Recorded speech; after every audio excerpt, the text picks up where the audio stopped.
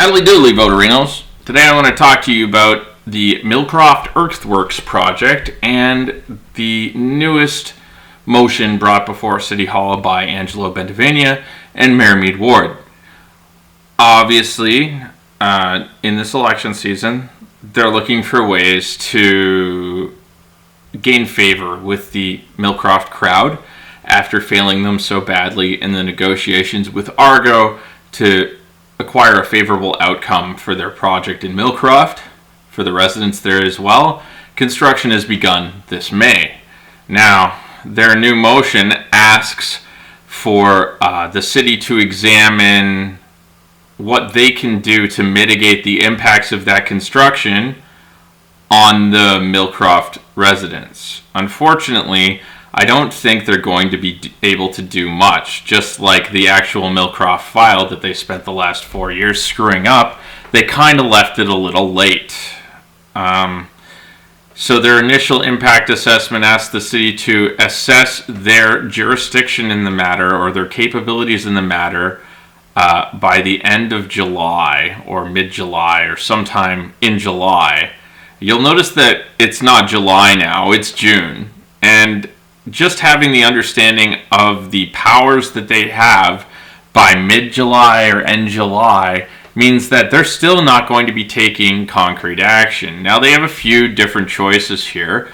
The best choice would be to get the developer Argo right away to agree to not do heavy equipment before 9 a.m. on Saturdays and wrap up at around 5 p.m. And if they could just get a good faith agreement from them without having to litigate anything or without having to pass any new bylaws, that's obviously favorable. They can start negotiating that tomorrow. I don't know why they're wasting their time looking for impact assessments from the city staff because honestly, because of the OLT case that they brought about Millcroft, the developer is very unlikely to want to work with them, and they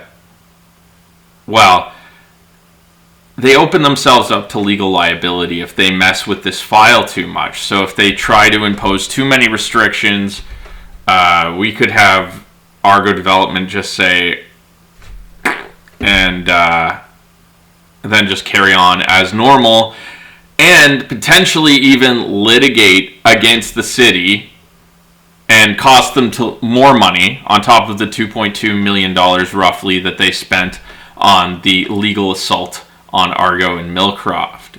Now, whether you agree or disagree with the development in Millcroft is irrelevant in this matter. What actually matters is that they're taking this time and they're making this stand and they're making this inquiry into their jurisdiction because they can't stop meddling in the Millcroft development because at least Bentavania's re-election kind of hinges upon his support from the anti-development groups within Millcroft.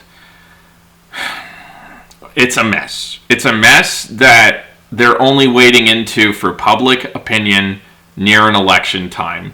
And to prove that to you, all I have to do is note that I lived on Dines Road for a couple years, and when they tore up all of Prospect Street, several of my neighbors petitioned the city to get something done about the noise in the mornings. Particularly, I was waking up every weekday morning at 7 a.m. when they started jackhammering or concrete cutting.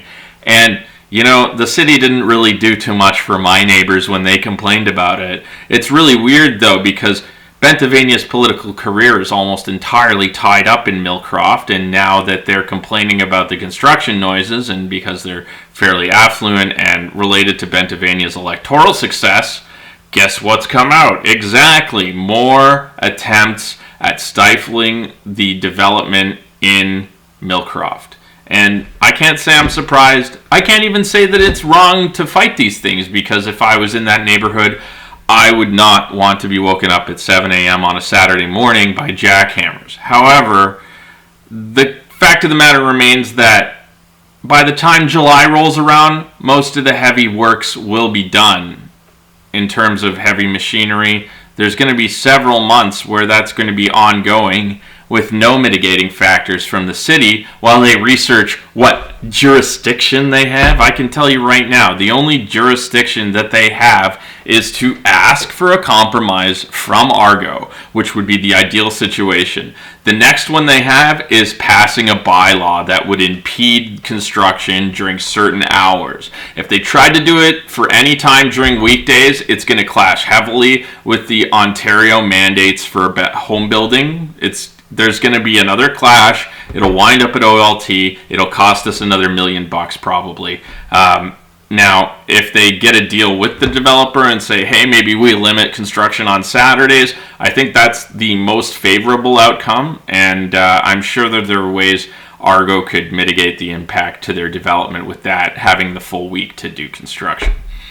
Anyway, that's my 2 cents on this whole issue. And, well, I hope you're paying attention and I hope you're staying tuned because I'm going to be trying to release a video every day now.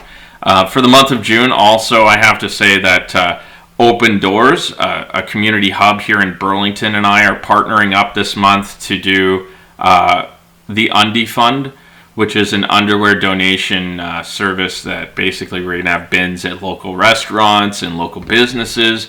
You come in, you drop off a fresh, clean pack of underwear, brand new, and you throw it in the box. At the end of the month, we're going to tally everything up and hopefully provide a whole shit whack underwear to the Open Doors folks so that they can distribute them among the people who need them most.